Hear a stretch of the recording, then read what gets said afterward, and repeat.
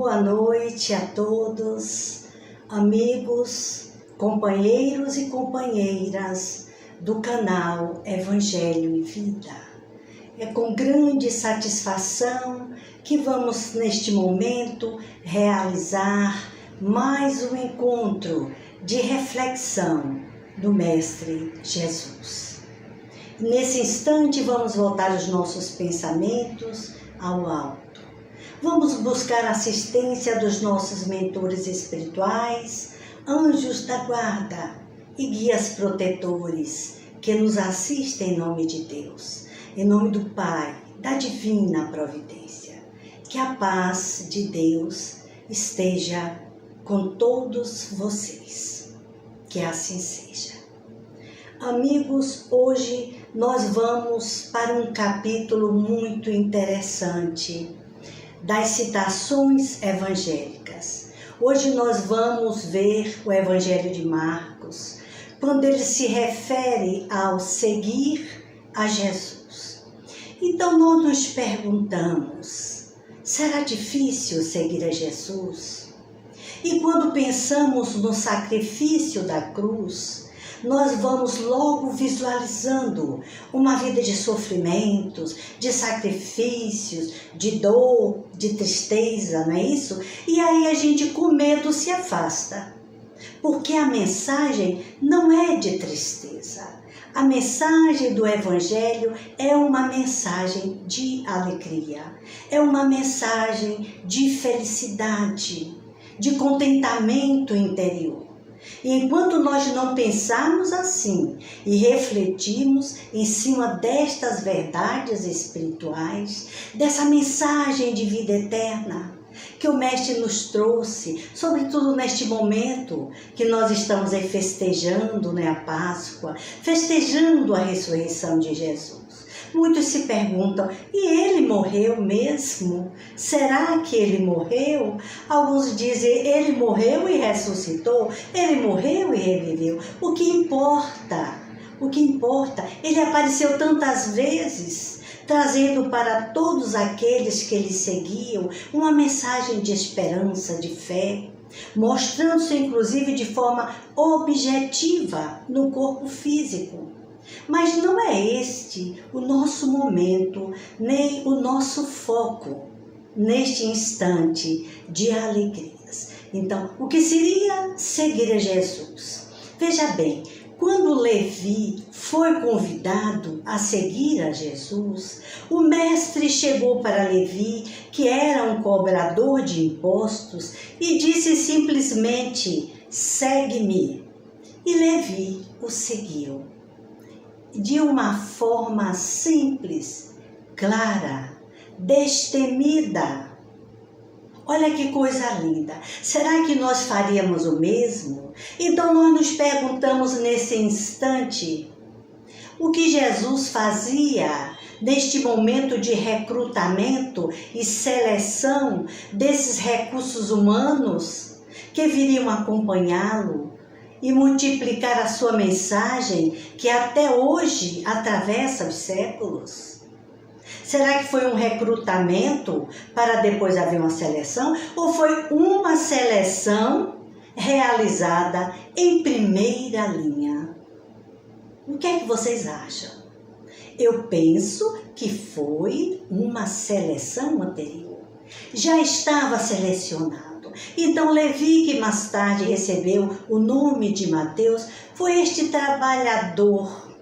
Olhe que Levi sofreu, o que Levi renunciou, porque Levi tinha uma vida boa. E quando Jesus disse, segue-me, ele deixou tudo para trás. Ele deixou a cobrança dos impostos, ele deixou aquela vida fácil, Fácil entre aspas, porque era mal visto. Não é? Era um judeu que trabalhava justamente a favor dos romanos, os escravocratas romanos, que até hoje ainda existe essa racinha, entre nós, que pensam que o homem é um escravo, é um ser subserviente, quando Jesus nos ensinou que nós todos somos irmãos, temos os mesmos direitos e deveres, e é sobre esta bandeira de liberdade, É sobre essa bandeira de verdade, de alegria e de fé que nós vamos hoje nos perguntarmos: vamos ou não vamos seguir a Jesus? Então o nosso hashtag de hoje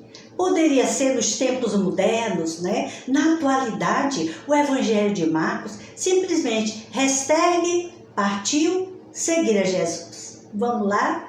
Mas antes, porém, desta nossa decisão, que eu acredito que você aí já tomou a sua decisão, né? Nós estamos nos esforçando para isso. Nós precisamos repensar que a mensagem do Evangelho é uma mensagem atemporal. Que o Evangelho de Jesus nos orienta, sobretudo, nas transformações pessoais. Olha a dificuldade. Não é que a gente vá mudar o cenário, mas é preciso mudar o personagem. E aí já vem um primeiro e grande desafio. É o único movimento religioso, filosófico e espiritual da Terra que é baseado no esforço próprio. Nada é de graça. Daí Jesus nos ensinar que a cada um segundo as suas obras. Então é um movimento de libertação da alma baseado no esforço de cada um. Então cada um deve vibrar em particular, em harmonia com Deus. Então o Evangelho, que é essa mensagem, que é esta boa nova, ele vem rompendo os padrões. Então não é a cada um segundo o que acredita. Notem bem, onde ele assenta, o grupo a que ele frequenta, a religião que ele ostenta, que ele segue, mas é a cada um segundo as suas obras, realizações pessoais. Então é bom que a gente pense, antes mesmo de tentar seguir a Jesus, imitar, seguir os seus conselhos, o seu modelo, não é? É um movimento, uma doutrina de revolução interior. Não é uma revolução lá fora, mas é uma revolução dentro de nós. Então o Evangelho de Jesus, ele vai verticalizando a nossa consciência para cima e para o alto, em direção ao porvir risonho, que é a destinação de todos nós. Não se assuste, é um porvir risonho, é a felicidade que para isso nós estamos aqui. Então aquele que se humilha será exaltado. Olha que desafio. Então devemos procurar os últimos lugares, enquanto nós procuramos os melhores lugares. Nós estamos sempre querendo privilégios. Será que seguindo a Jesus nós vamos continuar pegados a esses privilégios, a esses primeiros lugares, a esta exaltação do ego? Olha aí, mais algo que nós temos para refletir. Então ele diz: aquele que quiser ser o maior no reino dos céus, seja na terra o servidor de todos, porque nós estamos sempre querendo ser servidos. Esta é a verdade. Vamos fazer um exame bem acurado, bem sério, bem profundo. Então, Jesus é o Filho radiante da luz. Então, quando ele desceu ao planeta, ele fez com que o nosso planeta se modificasse radicalmente. Não é bom lembrarmos dessa boa nova agora, quando estamos festejando a Páscoa, com coelhinhos, com ovos e a mensagem de vida eterna? E a mensagem de vida eterna, onde fica? Onde fica? Até onde nós queremos nos enganarmos? A nós mesmos? Né? Vamos repensar este momento. Então, é a projeção dessa luz que é Jesus, que vai fazer com que a Terra respire uma vibração nova. Então, é preciso que façamos uma conversão de valores. Somos seres espirituais que vivemos temporariamente. Olha aí, seres, não é? Que vivemos temporariamente uma experiência humana, uma experiência corpórea. Olha, isto vai nos ajudar muito. Isso vai nos ajudar muito. Então, nós somos sempre convocados por Jesus. O recrutamento e a seleção está sendo constantemente realizada. Constantemente realizada. Então, nós somos os chamados. todos somos chamados a seguirmos com Jesus. Então, este trabalho de convocação faz parte do seu discipulado.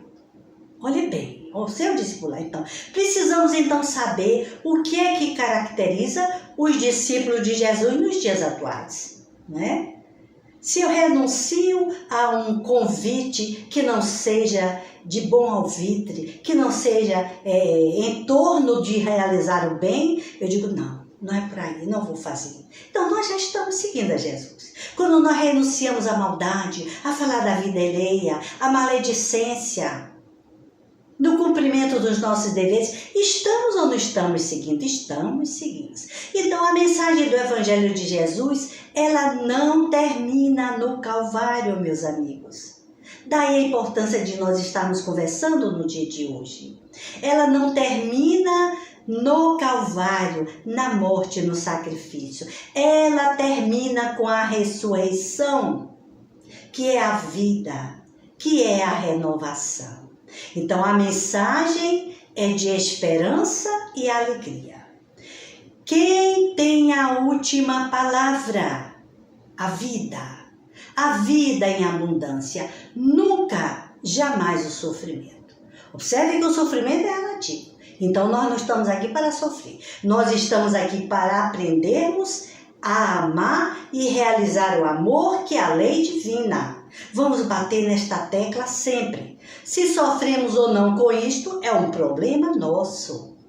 Vai variar de pessoa para pessoa, de temperamento para temperamento, de sensibilidades e mais sensibilidades. Então, seguir a Jesus é abdicar da tristeza, é alegrar-se na luz dos seus ensinamentos. Esta é que é a verdadeira alegria cristã. Numa mensagem de Emmanuel no livro Fonte Viva, ele diz o seguinte: a mensagem da cruz é dolorosa em todos os tempos. Do Calvário desceu para o mundo uma voz, a princípio desagradável e incompreensível. Mas o Cristo usa o fracasso aparente, olha a ressignificação do suposto sofrimento, o fracasso aparente para ensinar o caminho da ressurreição eterna, ou seja, da vida eterna, demonstrando que o eu nunca se dirigirá para Deus sem o aprimoramento e sem a sublimação de si próprio. Olha que beleza, não é? Que beleza! Nós precisamos estar atentos à alegria sempre. Então já falamos nessa questão de Levi e agora vamos para estes estágios de aceitação e de vivência cristã, né? Vamos ao nosso hashtag de hoje, né? Partiu seguir a Jesus. E o que devemos fazer? O que precisamos fazer? Precisamos refletir alguns pontos, que é muito importante. Neste nosso trabalho de vivência crística, de aprendizado e de desenvolvimento espiritual e moral, nós passamos por um estágio que é chamado de multidão. Nós buscamos a luz, buscamos os ensinamentos, buscamos o alívio das nossas dores. Mas quando a dor passa, meus amigos, e o alívio chega, nós respiramos aliviados e retornamos para a nossa zona de conforto. Ficamos acomodados. Então isso aí é multidão, retornamos de novo, voltamos para a multidão. Todos nós passamos por isso. Mas existe um estágio que é o estágio de discípulo, é o discipulado. Já damos um passo a mais. Aí é iniciar a seguir a Jesus. Nós já somos aqueles que convidam a Jesus para entrar em nossa casa mental. Convidamos Jesus para albergar-se conosco. Já há uma abertura, pessoal. Olha, isso aí já é de bom alvitre, já é uma notícia boa. E também existe um terceiro estágio que Paulo de Tarso vai chamar de apostolar. É quando Jesus mora conosco. É quando Jesus já vive conosco. Então, viver na intimidade com Jesus, esse estado de cumplicidade amorosa e afetiva, que fez com que Paulo de Tarso afirmasse: já não sou eu quem vive, mas o Cristo que vive em mim. Ora, meus amigos, neste perfil do discipulado, nem vamos para o apostolado. Discípulos, abrindo o nosso coração, chamando Jesus e convidando Jesus. Observe que Jesus deu alguns exemplos, nós tiramos alguns, para nos ensinar quais as condições para seguir. Então, quando o jovem rico chegou a Jesus e disse: Senhor, seguir-te-ei por onde fores. Observe. E Jesus lhes responde: as raposas têm seus covis e as aves dos céus têm os seus ninhos, mas o Filho do Homem não tem onde reclinar a cabeça. Olhe bem, aqui Jesus lança para aquele jovem rico o primeiro desafio, a primeira característica do discípulo. Estabelece as condições para quem quiser segui-lo, quem desejar. Aqui vai entrar o livre-arbítrio, não é? Quem quiser segui-lo. Ele não pode requisitar privilégios, vantagens e confortos e facilidades. Aí a gente entra numa igreja, ou vai no centro espírita, ou vai numa Assembleia de Deus, sei lá. A gente já começa a orar, a pagar promessas e diz: agora minha vida vai melhorar. As coisas vão melhorar muito para mim. Então, eu estou frequentando a igreja, eu assisto à missa todos os dias, eu vou ao centro espírita, dou passe, trabalho como voluntário. Há aqui um conceito bastante linear. Então, eu busco caminho, mas quero melhoras. Perceberam? Quero melhoras, quero privilégios. Então, Jesus deixou bem claro. Neste primeiro encontro, o discípulo se oferece, mas ainda não está preparado. Olha que beleza de ensinamento. E Jesus tratava a todos com muito amor, com muita cordialidade, amizade e afetividade. Então, numa segunda característica, nós vamos agora encontrar Jesus convocando o discípulo. Nota-lhe o preparo, mas o ser convocado responde: sim, Senhor, eu quero te seguir, mas deixa primeiro eu ir sepultar a meu pai. Lembram-se? Deixa eu primeiro sepultar a meu pai. Então veja que o diálogo é bastante interessante. Aqui Jesus dá a segunda característica ou condição para ser seu discípulo. Olhe que nós não estamos falando aqui em você se tornar um padre, um sacerdote, um doutor da lei, nada disso.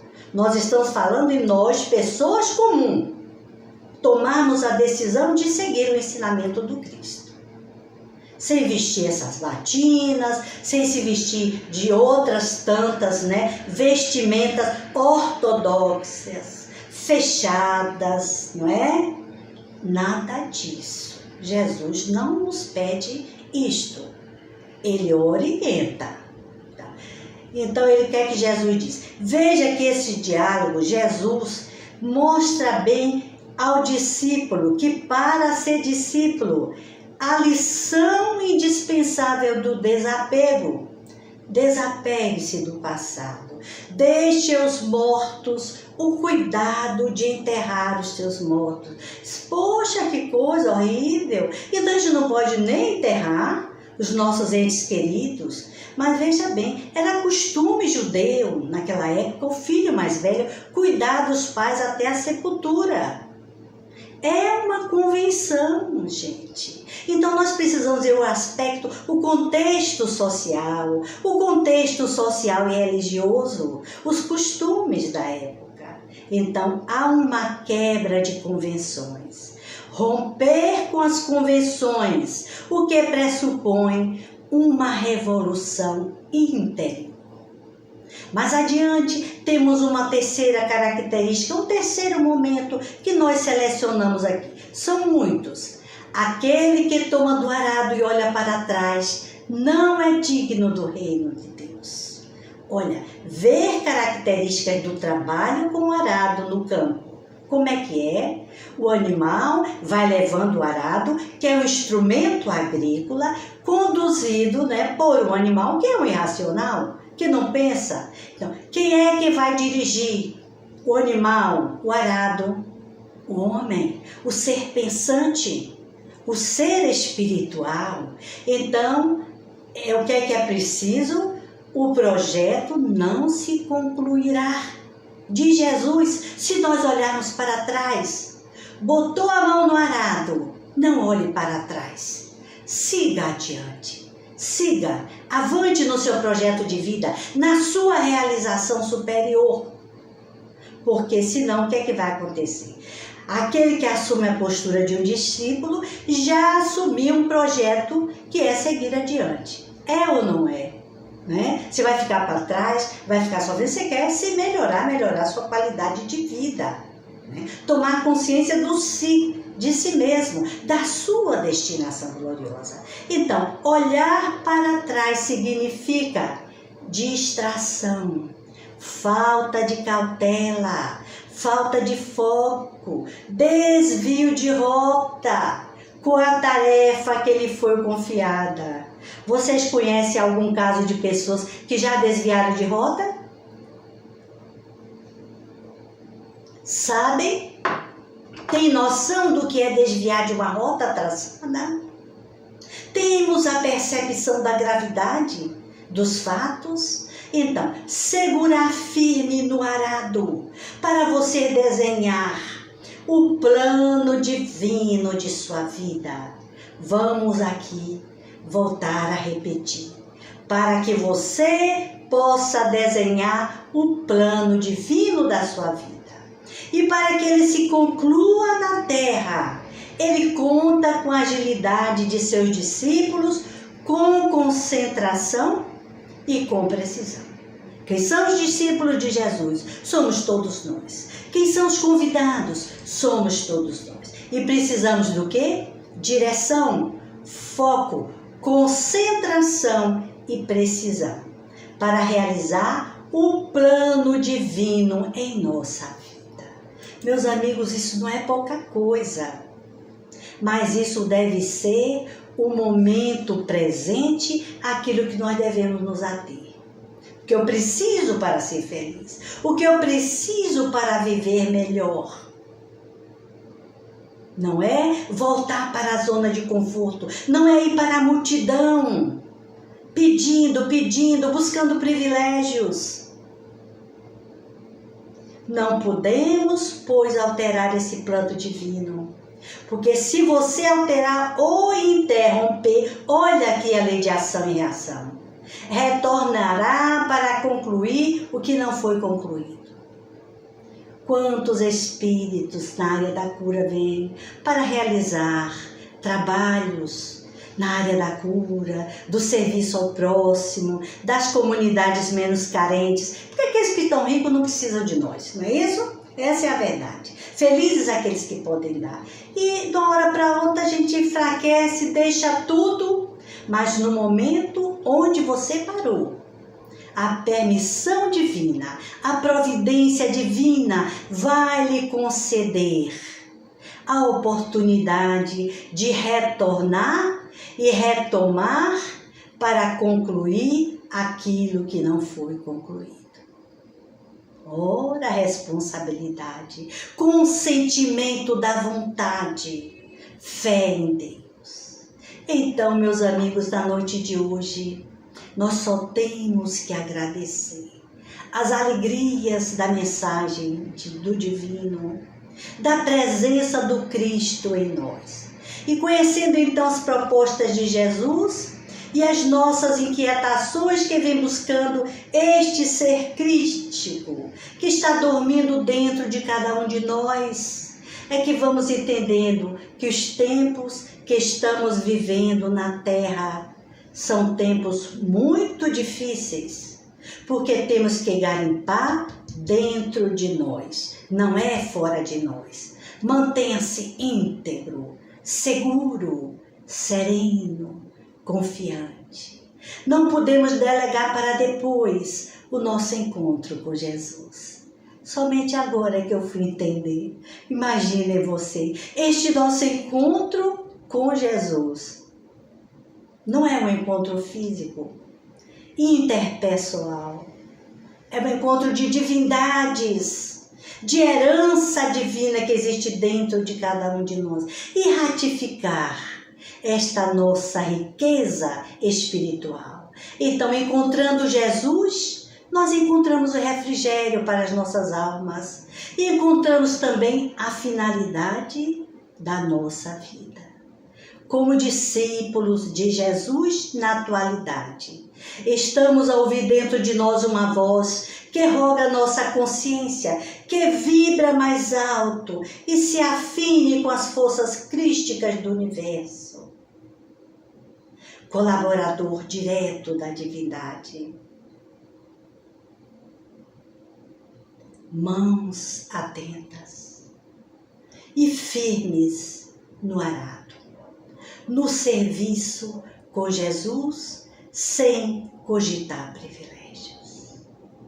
Lembremos que na estrada de Emaús, Jesus ressignificou o sofrimento, transformando em alegria com aqueles que passavam na estrada, recordando o passado, desapontados porque viram seu Salvador, aqueles que eles colocaram todas as esperanças, morrendo, desencarnando numa cruz, num madeiro infame, numa morte infamante. Um momento de suposta perda. Era como se fosse um homem vencido. E eles se sentiram sós. E Jesus veio presentificando-se para todos eles. Eu sou a vida em abundância. Ele veio, meus amigos, e venceu a morte. E hoje nós só temos que agradecer. Agradecer ao Cristo de Deus. Agradecer a nossa Mãe Santíssima nesse instante por ter nos dado um Cristo de presente. Um amor, eterno amor, a nos orientar os passos nesta vida. Que a paz de Deus esteja com todos vocês. Que assim seja para todos sempre.